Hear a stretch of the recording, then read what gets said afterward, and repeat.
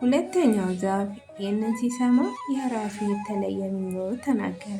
እኔ ደግሞ የምጓዘው ታላቅ መርከብ ሆኜ ለመሰራት ነው። በዓለም ላይ እጅግ ዝነኛ የሆነ ነገስታት በእኔ ላይ ተሳፍረው እንዲሄዱና ከጥንካሬ የተነሳ ሰዎች እኔ ላይ በመሳፈራቸው ያለ ስጋት እንዲጓዙ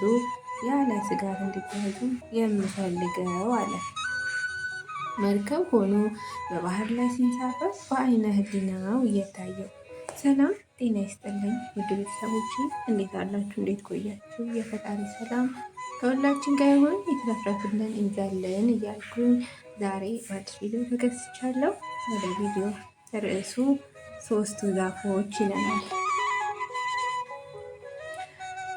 በአንድ ኮረብታ ጫፍ ላይ የተተከሉ ሶስት ዛፎች ነበሩ። እነዚህ ዛፎች የወደፊት ተስፋቸውና ህልማቸው ምን እንደሆነና ምን መሆን እንደሚፈልጉ መወያየት ጀመሩ።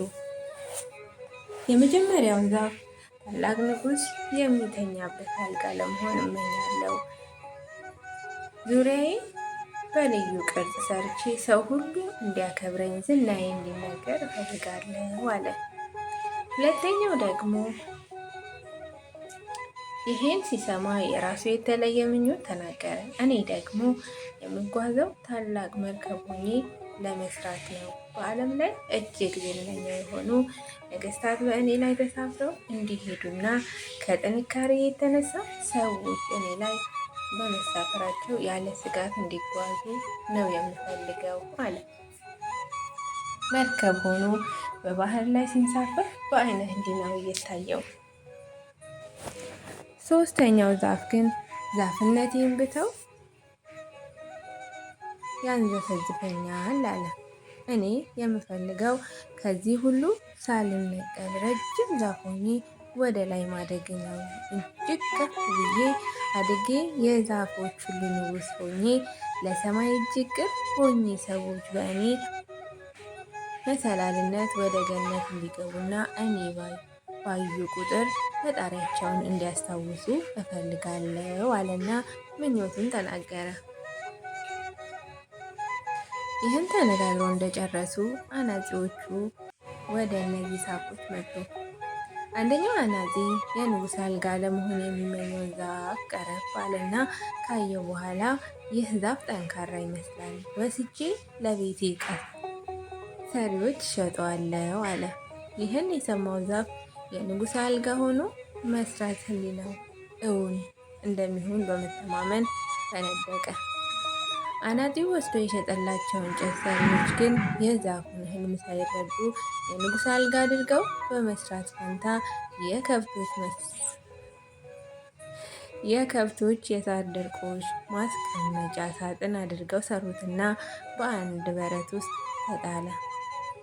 ሁለተኛው አናጺ የንጉሥ መርከብ እሆናለሁ ብሎ የሚመኘውን ዛፍ ቀረብ ብሎ አየውና ይህ ዛፍ ጠንካራ ይመስላል፣ መርከብ ወደሚሰሩ ሰዎች ወስጄ ባሳየው ጥሩ ዋጋ ያወጣልኛል አለ። ዛፉ ስለቴ ሰመረ ብሎ የተደሰተ ሆኖም መርከብ ሰሪዎች ምኞቱን ሳያውቁ ቆራርጠው በረከት ያሉ የአሳ ማጥመጃ ጀልባዎችን ሰሩበት። መርከብ እሆናለሁ ብሎ የተመኘው ይህ ዛፍ አሳ አጥማጆችን ጭኖ እየተንሳፈፈ የንጉሥ መርከብ ሲያልፍ ተመልካች ሆነ። ሶስተኛው ዛፍ በመጥረቢያ ሲቆርጡት የዛፎች ንጉሥ ሆኖ ከፍ ብሎ የማደግ ህልሙ አብሮ ተቆረጠ። ከብዙ ዓመታት በኋላ እንዲህ የጸነሰች ብላቴና ከአንድ አረጋዊ ጋር ቤተልሔም በሚባል የይሁዳ ከተማ መጣች። በወቅቱ የማደሪያ ስፍራ ስላልነበራት በከብቶች በረት ውስጥ ለማደር ገቡ። ጸንሳ የነበረችው ልጇን በበረት ውስጥ ወለደችው። መኝታ ስፍራ ስላልነበረ ሕፃኑ የከብቶቹ የሳር ድርቆሽ በሚቀመጥበት ሳጥን ውስጥ አስተኛችው። የዚያን ቀን ለተወለደው ሕፃን ከሩቅ የመጡ ነገስታት ሳይቀር ስጦታን አመጡለት። የንጉሥ አልጋ መሆን ይመኝ የነበረው የአሕዛብ ሳጥን ሆኖ ቢሰራም የነገስታት ንጉሥ መኝታ ሆነ። ይህ ከሆነ ከ30 ዓመታት በኋላ የአሳ ማጥመጃ ሆኖ በተሰራው ጀልባ ላይ ከወትሮ በተለየ ሁኔታ 13 ሰዎች ተሳፈሩበት።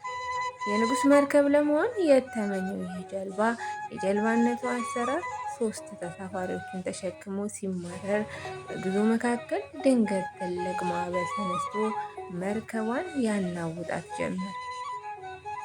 ተሳፋሪዎቹ ጀልባዋን ለመቆጣጠር ታገሉ። ከመካከላቸው ግን አንዱ ተሳፋሪ ተኝቶ ነበር። ሞገዱ እየባሰ ሲመጣ የተኛውን ተሳፋሪ ስንጠፋ አይገባህምን ብለው ቀሰቀሱት። እሱም ተነስቶ ማዕበሉን ገሰጸው። ጀልባው ድሮም እንደተመኘው የጫነው የነገስታትን ንጉሥ እንደሆነ ተረዳ። ይህ ከሆነ ከ2 ዓመታት በኋላ ደግሞ የዛፎች ንጉሥ ለመሆንና ወደ ሰማይ መውጫ ለመሆን የተመኘው ዛፍ አምጥተው ለአንድ ወንጀል ለሌለበት ንጹሕ አሸከሙት። ከተራራ ጫፍ ሲደርስም ባሸከሙት እንጨት ስቅለት ተሰቀለ። እንደተሰቀለ ምድር ለ3 ሰዓታት ጨለመች። ብዙ ተአምራት ተፈጸሙ። ይህ ዛፍ እንደተመኘው የእጽዋት ሁሉ ንጉሥ ሆኖ ሰዎች በእሱ መሰላልነት ወደ ገነት ገቡ። እሱን ያየ ሁሉ ፈጣሪያቸውን ያስታውሳሉ። በሁላችንም ሕሊና ውስጥ እነዚህ ዛፎች ህልም የተበላሸ ገና ያን ጊዜ ወደ አላሰቡበት ስፍራ ሲጣሉ ነበር።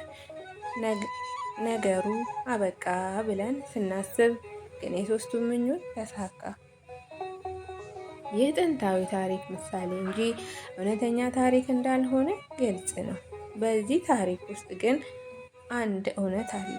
በሕይወታችን ውስጥ እኛ አበቃልን ሰንሰለት እግዚአብሔር ስራውን ይጀምራል ስንል የሰራዊት ጌታ እግዚአብሔር ያለ ቀጠሮ ነገርን በምድር ሁሉ መካከል ይፈጽማል ይላል ኢሳይያስ ምዕራፍ 10 ቁጥር 23።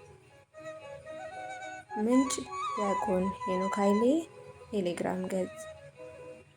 እንግዲህ ውድ ቤተሰቦቼ ከዚህ ታሪክ ብዙ ነገር እንማራለን። የሆነ ነገር ሲያጋጥመን ግን አበቃልን ብለን ተስፋ መቁረጥ ሳይሆን መታገል፣ ያሰብነው ዓላማ ላይ መታገል እንዳለብን፣ በጥንካሬ መጓዝ እንዳለብን፣ የሆነ ችግር ሲፈጠር ለበጎ ብለን ማለፍ እንዳለብን ያስተማረን ታሪክ ነው እና እጅግ በጣም ደስ የሚል ታሪክ ነው። እንግዲህ ሰላማችሁ ብዙ ይበልኝ ውድ ቤተሰቦቼ። ላይክ፣ ሼር፣ ኮሜንት እያደረጋችሁ እንግዲህ ማበረታታችሁን አትዘንጉ። ለሁላችንም የእግዚአብሔር ሰላም ከሁላችን ጋር ይሁን። ሀገራችንን ሰላም ያደርግልን። በያለንበት ጸጋው አይጓደልብን። ሰላም ሁኑልኝ።